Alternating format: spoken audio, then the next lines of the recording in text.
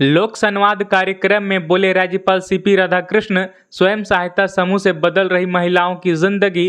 राज्यपाल सीपी राधाकृष्ण ने शनिवार को गोड्डा जिले के सुंदर पहाड़ी स्थित फुटबॉल मैदान में लोक संवाद कार्यक्रम में भाग लेते हुए कहा कि उन्हें यह जानकर अत्यंत प्रसन्नता हो रही है कि प्रधानमंत्री आवास योजना के तहत करीब 50,000 से अधिक घरों का निर्माण किया जा चुका है। इस संदर्भ में संवाद के क्रम में जब एक महिला ने बताया कि कच्चा घर से पक्का मकान मिल जाने से बहुत खुशी हो रही है और अब मौसम की मार नहीं झेलनी पड़ती है। राज्यपाल ने कहा कि सरकार का लक्ष्य है कि प्रत्येक बेघर का अपना घर हो। सिर्फ घर ही नहीं, घर के साथ साथ उन्हें पेयजल भी उपलब्ध हो। इसके लिए प्रधानमंत्री नरेंद्र मोदी द्वारा नल जल योजना चलाई जा रही है। इस योजना के तहत प्रत्येक घर में पेयजल की आपूर्ति की जाएगी। इसके लिए लगातार कार्य किया जा रहा है। उन्होंने कहा कि एक सम्मानजनक जिंदगी के लिए लोगों की मूलभूत आवश्यकताओं की पूर्ति होनी चाहिए। आवास एवं पेयजल आपूर्ति के साथ साथ निर्बाध बिजली, अच्छी सड़क, बेहतर स्वास्थ्य एवं शिक्षा के लिए सरकार लगातार कार्य कर रही है। फैक्ट्रियों के जहरीले धुएं से लोगों का जीना हुआ मुहाल। स्वास्थ्य को लेकर बढ़ रही है चिंता। रामगढ़ जिले के औद्योगिक क्षेत्र मरार की फैक्ट्रियों से निकलने वाले धुएं व केमिकल मिले धुएं से एक बड़े क्षेत्र की आबादी परेशान है। हालात यह है कि प्रदूषण की वजह से उनका जीना मुहाल हो गया है। पहले से लोग औद्योगिक क्षेत्र स्थित एक लोहा फैक्ट्री से निकलने वाले धुएं से परेशान थे।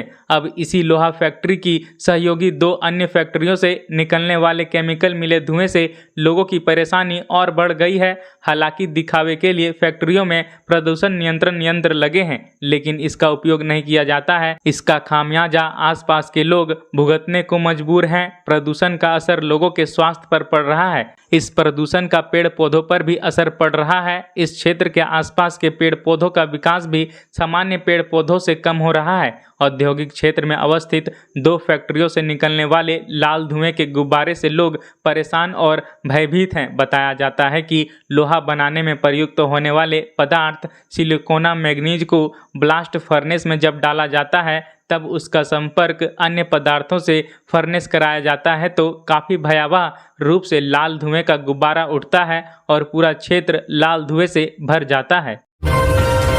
सिपाही हत्याकांड का खुलासा। पत्नी ने ही कराई थी प्रेमी से हत्या। 3 आरोपी गिरफ्तार। रामगढ़ जिले के उरी मारी ओपी में पदस्थापित सिपाही पंकज कुमार दास की शुक्रवार की रात 9:45 बजे सयाल 10 नंबर खदान पर हत्या कर दी गई थी। सिपाही अपनी ड्यूटी खत्म होने पर अपने घर पतरातू के साकुल लौट रहा था। महज कुछ ही घंटों में रामगढ़ पुलिस ने इस मामले का उद्भेदन कर दिया। इस मामले के उद्भेदन के लिए पतरातू के एसडीपीओ डॉक्टर वीरेंद्र कुमार पासवान के नेतृत्व में छापामारी दल का गठन किया गया था। मामले में मृतक सिपाही की पत्नी नैना कुमारी को पूछताछ के लिए थाने में बुलाया गया एवं कड़ाई से पूछताछ करने पर नैना कुमारी ने अपने प्रेमी मोनू पासवान उर्फ मनोहर कुमार के साथ प्रेम प्रसंग रहने तथा अपने प्रेमी से अपने पति की हत्या करवाने की बात स्वीकार कर ली। छापामारी के क्रम में मोनू पासवान के साथी ओम प्रकाश सिन्हा को भी इसके साथ ही हत्या में प्रयुक्त हथियार को भी जब्त कर लिया गया है। गिरफ्त में आए रांची स्नैचर्स ग्रुप के 2 बदमाश, जाने कैसे देते थे घटना को अंजाम। रांची में बीते कई दिनों से बदमाशों के हौसले बुलंद थे। आए दिन चोरी, छिनतई, लूटपाट की कई घटना सामने आ रही थी। पुलिस महकमा इससे काफ़ी परेशान था। ज़्यादा ऐसी घटनाएं शहरी क्षेत्रों में ही घट रही थी। इन बदमाशों ने पुलिस को चुनौती दी, जिसे पुलिस ने स्वीकार करते हुए इस ग्रुप के कई लोगों पर अब अपनी दबिश बनानी शुरू कर दी है। जी हां, कांके थाना क्षेत्र से हथियार के साथ 2 आरोपियों को गिरफ्तार किया गया है। गिरफ्तारी के बाद ग्रामीण एसपी नौशाद आलम का कहना है कि स्थिति अब अंडर कंट्रोल है। बीते दिन शुक्रवार को रांची के कांके थाना क्षेत्र स्थित संग्रामपुर रिंग रोड के पास से पुलिस ने 2 बदमाशों को पकड़ा। तलाशी के बाद उनके पास से एक देसी कट्टा, 2 गोली, 2 मोबाइल, 1 स्कूटी, 3 फर्जी आधार कार्ड, 10,000 नगद और 1 स्मार्ट वॉच बरामद किया गया। दोनों ने अपना नाम लोअर बाजार थाना निवासी राजन उर्फ सरफराज और जगन्नाथपुर थाना निवासी मोहम्मद अबरार बताया है। पुलिस का कहना है कि शहर में होने वाले कई चोरी छिनतई की घटना में इनकी संलिप्तता थी। कोल इंडिया के कर्मचारियों के लिए खुशखबरी। सरकार ने दी वेतन में बढ़ोतरी की मंजूरी। कोल इंडिया के गैर कार्यकारी कर्मचारियों के लिए खुशखबरी है।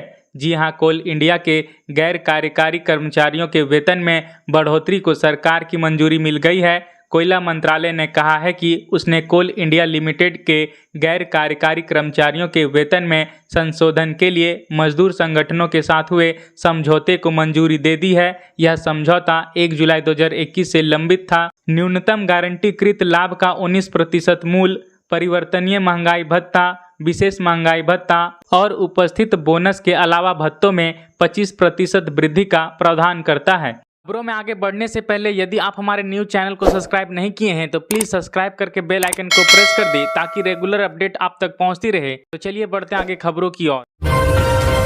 झारखंड के राज्यपाल सीपी राधाकृष्ण पहुंचे देवघर, बोले हर जिले में एमएसएमई से बढ़ेंगे रोजगार के अवसर। राज्यपाल सीपी राधाकृष्ण ने शनिवार को देवघर जिला अंतर्गत मनोहरपुर प्रखंड के ठाढ़ियारा पंचायत भवन में ग्रामीणों को संबोधित करते हुए कहा कि हर जिले में सूक्ष्म, लघु और मध्यम उद्यम एमएसएमई को बढ़ावा दिए जाने से लोगों को रोजगार के नए अवसर उपलब्ध होंगे, उनका जीवन स्तर आगे बढ़ेगा। उन्होंने कहा कि माताओं बहनों की परेशानियों को कम करने के लिए सरकार द्वारा उज्ज्वला योजना के तहत फ्री कुकिंग गैस कनेक्शन दिया गया है। इस योजना से भारत की 95% आबादी आच्छादित हो चुकी है। प्रधानमंत्री द्वारा शुरू की गई नल जल योजना के तहत पेयजलापूर्ति की जा रही है। गैस सुलभ होने एवं जल की व्यवस्था होने के कारण मां बहनों द्वारा खाना बनाना आसान हो रहा है।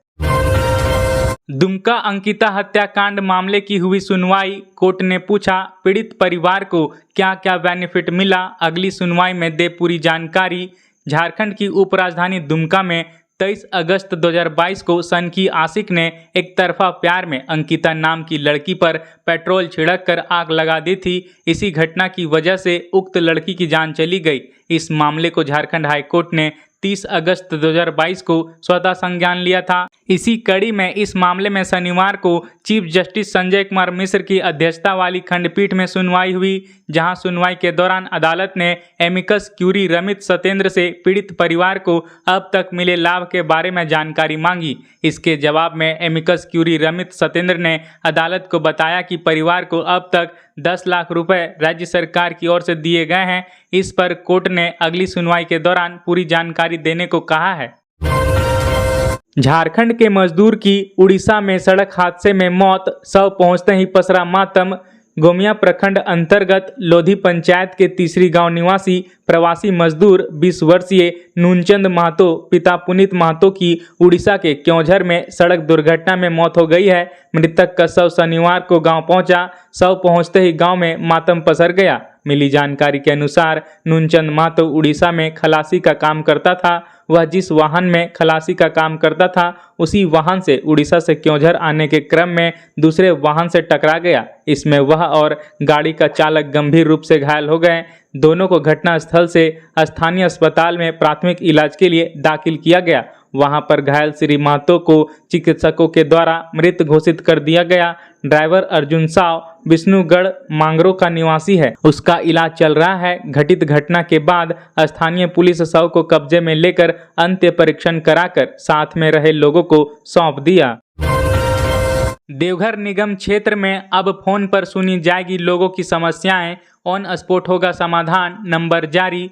देवघर नगर निगम के लोगों को अब अपनी शिकायतों के लिए बार बार कार्यालय का चक्कर काटने की जरूरत नहीं पड़ेगी। निगम क्षेत्र की समस्याओं का ऑन स्पॉट निराकरण होगा। इसके लिए निगम के सभी 36 वार्डों को 4 जोन में बांटकर 4 प्रभारी बनाए गए हैं। सभी के नाम और नंबर जारी कर दिए गए हैं। नगर आयुक्त शैलेंद्र कुमार लाल ने इसे लेकर बैठक कर प्रभारियों को अपने अपने क्षेत्र में सुविधा बहाल कराने का निर्देश दिया है। उन्होंने कहा कि कई बार लोगों को अपनी समस्या बताने के लिए निगम के विभिन्न कमरों में भटकते देखा गया है, जिससे वह परेशान हो जाते हैं। लोगों की शिकायतों को ऑन स्पॉट निराकरण करने को कहा है। सभी प्रभारियों को अपने अपने जोन के लिए जवाबदेह बनाया गया है। बैठक में नगर प्रबंधक सुधांशु कुमार, कार्यपालक अभियंता अरविंद कुमार सिंह, सहायक अभियंता वैदही शरण, कन्या अभियंता सुमन, सूरज, जन्म मृत्यु प्रभारी राजेश श्रृंगारी आदि मौजूद थे। वार्ड नंबर 1 से 9 तक सुरेश यादव, मोबाइल नंबर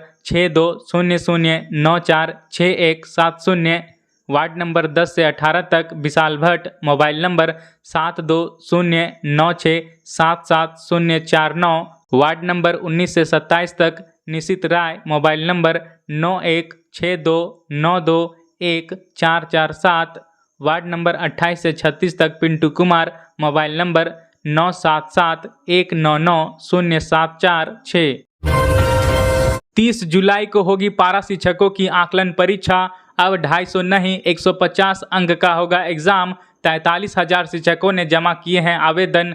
लगभग एक साल के बाद पारा शिक्षकों के मानदेय की बढ़ोतरी के लिए आकलन परीक्षा ली जाएगी। झारखंड एकेडमिक काउंसिल ने परीक्षा का कार्यक्रम जारी कर दिया है। परीक्षा कार्यक्रम जारी करने के साथ परीक्षा के पैटर्न में भी बदलाव किया है। यह अहम बदलाव है। राज्य में पारा शिक्षकों के लिए पहली बार परीक्षा ली जा रही है। इस परीक्षा में शामिल होने के लिए 43,000 शिक्षकों ने आवेदन जमा किया है। झारखंड एकेडमिक काउंसिल की ओर से यह परीक्षा 30 जुलाई को ली जाएगी। पहली बार ली जाने वाली इस आकलन परीक्षा में वैसे प्रशिक्षित पारा शिक्षक शामिल होंगे जो झारखंड शिक्षक पात्रता परीक्षा सफल नहीं है। हालांकि झारखंड शिक्षक पात्रता परीक्षा अब तक 2 बार ही ली गई है। इस आकलन परीक्षा में सफल शिक्षकों के मानदेय में बढ़ोतरी की जाएगी।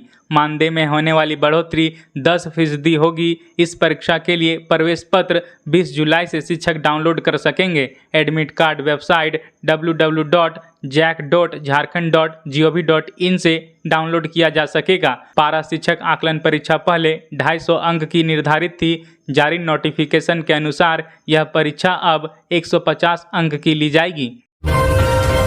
ट्यूशन टीचर ने 5 साल की मासूम के साथ किया दुष्कर्म, पढ़ाने के नाम पर करता था प्रताड़ित। बागबेड़ा में 5 वर्ष की बच्ची से ट्यूशन टीचर के दुष्कर्म करने का मामला प्रकाश में आया है। इससे लोगों में आक्रोश है। पीड़िता की मां ने बागबेड़ा थाने में आरोपी विशु और पूनम देवी के खिलाफ केस दर्ज कराया है।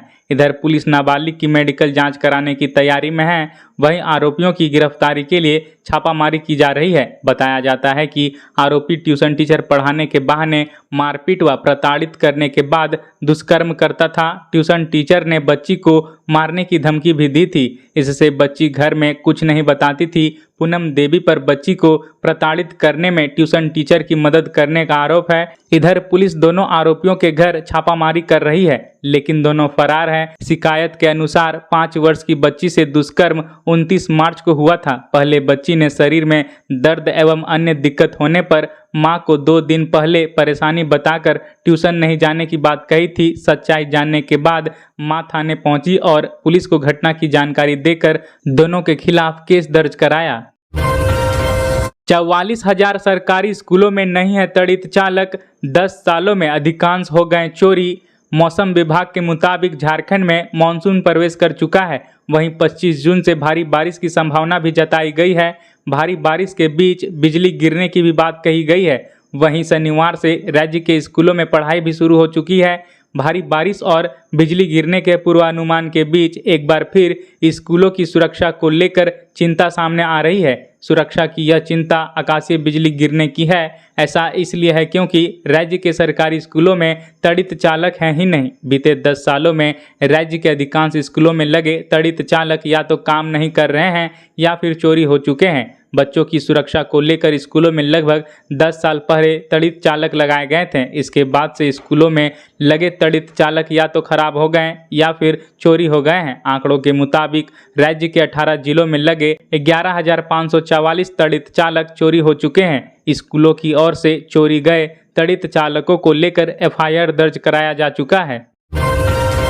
17,000 में करे वैष्णो देवी और उत्तर भारत दर्शन। IRCTC के इस पैकेज का रांची बोकारो के लोग भी ले सकेंगे आनंद। वैष्णो देवी के साथ उत्तर भारत दर्शन के लिए भारत गौरव ट्रेन झारखंड के कुछ स्टेशनों से गुजरेगी। 10 रात और 11 दिन की गौरव यात्रा करने के लिए इच्छुक व्यक्ति irctctourism.com पर अपना टिकट बुक करा सकते हैं। यह जानकारी IRCTC के एरिया मैनेजर प्रवीण शर्मा ने दी है। उन्होंने कहा कि 11 अगस्त को यह ट्रेन कोलकाता से खुलेगी, जो हरिद्वार, ऋषिकेश, वैष्णो देवी, अमृतसर स्वर्ण मंदिर, ताजमहल, मथुरा, वृंदावन और अयोध्या होकर वापस 21 अगस्त को लौटेगी। उन्होंने कहा कि भारतीय रेलवे पर्यटन को बढ़ावा देने के लिए 33% रियायत दर पर टिकट उपलब्ध कराया जा रहा है। इस दौरान IRCTC के चीफ सुपरवाइजर मुकेश प्रसाद तथा केटरिंग असिस्टेंट मंटू कुमार मौजूद थे। 27 जून को होगा रांची पटना वंदे भारत ट्रेन का उद्घाटन।